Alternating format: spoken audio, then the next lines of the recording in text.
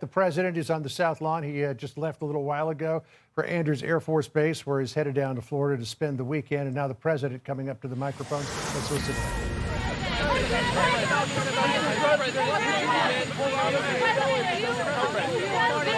Mr. President. Thank you, Mr. President.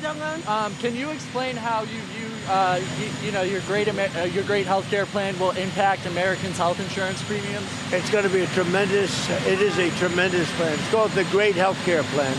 And we're going to get tremendous reductions, as you know, through, if you look at medicines and prescription drugs, they're going to come down by numbers that have never been seen before. And we're doing that by most favored nations. And other nations, whoever pays the lowest in the world, that's what we're going to pay.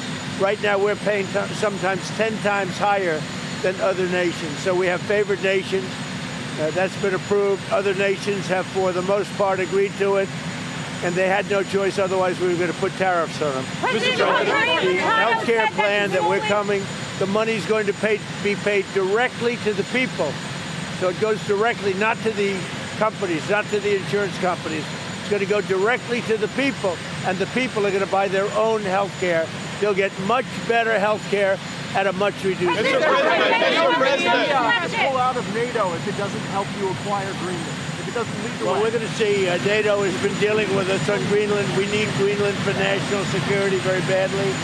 If we don't have it, we have a big hole in national security, especially when it comes to what we're doing in terms of the Golden Dome and all of the other things. We have a lot of investments in military. We have got the strongest military in the world, and it's only getting stronger. And you saw that with Venezuela. You saw that with the attack on Iran, with the knocking out their nuclear capability potentially. So, yeah, we're talking to NATO. Mr. President. You commit to not militarily. Sorry, guys, you cannot push too much. I don't talk about that. Mr. President. You urged protesters in Iran earlier this week to keep fighting in the streets and said that help was on the way. Is help still on the way, or has your bar Well, we're for going to see. intervention As you know, Iran canceled the hanging of over 800 people. They were going to hang over 800 people yesterday, and I greatly respect the fact that they canceled that. Mr. President, Prime Minister Carney is in China. Prime Minister Carney is in China. How do you see the deals Canada and China have just signed, trade deals between the two partners? Well, that's okay. That's what he should be doing. I mean, it's a good thing for him to sign a trade deal. If you can get a deal with China, you should do that. election in Venezuela. Did Arab and Israeli officials convince you to not strike Iran? Nobody convinced me. I convinced myself. You had yesterday scheduled over 800 hangings. They didn't hang anyone. They canceled the hangings. That had a big impact. Yesterday you accepted Maria Machado's Nobel Prize medal. What do you intend to do with it, and why would you want someone else's Nobel Prize? Well, she offered it to me. I thought it was very nice. She said, you know, you've ended 8 wars, and nobody deserves this prize more than in history than you do. And I thought it was a very nice gesture. And by the way, I think she's a very fine woman, and we'll be talking again.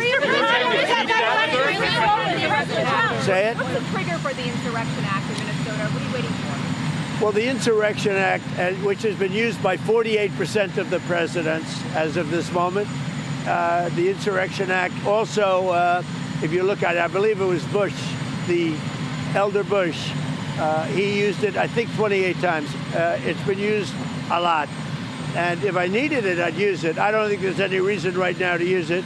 But if I needed it, I'd use it. It's very powerful. President Trump, you just called Machado a very nice person at the meeting went well. Why align with Delcy Rodriguez and the remnants of the Maduro regime and not with Machado, who has the support of the Venezuelan people? Well, if you ever remember a place called Iraq where everybody was fired, every single person, the police, the generals, everybody was fired, and they ended up being ISIS.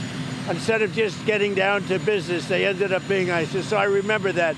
But I'll tell you, I had a great meeting yesterday by a person who I have a lot of respect for, and she has respect, obviously, for me and our country. And she gave me her Nobel Prize.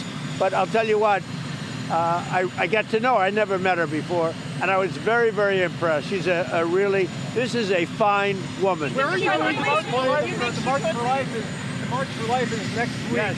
And some pro-lifers are worried about your support for the Hyde Amendment. What do you tell them? Well, you know what I tell them? You're going to hear about it because I just taped a beautiful piece for them, and they're going to play it. And those are great people. I want to tell you, they're great people. Thank you very much. Thank you very much, everybody. All right, the president commenting on a number of pertinent topics today as he makes his way to the helicopter. We know he's at Andrews Air Force Base, aboard Air Force One now, headed down to Mar-a-Lago for the weekend. But a lot to talk about this Friday afternoon.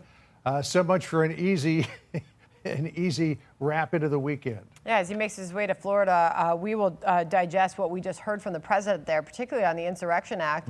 I referenced the number of times Bush used it, 28 times he said. He says he sees no reason right now, but if it is needed, he'll use it. John, so a bit of news as we continue to watch those protests. I believe we still got the shot up outside the federal building there in Minneapolis, John, where these protests continue. We were covering them both of our hours yesterday, same time yesterday. This is happening again. They're still lining the streets there, John. And I think it bears repeating that these protesters have been encouraged to come out like this by the governor of Minnesota. And while the protests are peaceful right now, as Josh Ritter was pointing out, outnumbered, they can very easily and quickly go off the rails. And we saw that video that we played for you just a short time ago of protesters breaking into the trunk of an FBI agent's car, opening up a gun locker and taking out a rifle. Thankfully, the person who grabbed that rifle has been apprehended. But this is what can happen when these protests get out of control. I'm Steve Ducey. I'm Brian Kilmeade. And I'm Ainsley Earhart. And click here to subscribe to the Fox News YouTube page to catch our hottest interviews and most compelling analysis.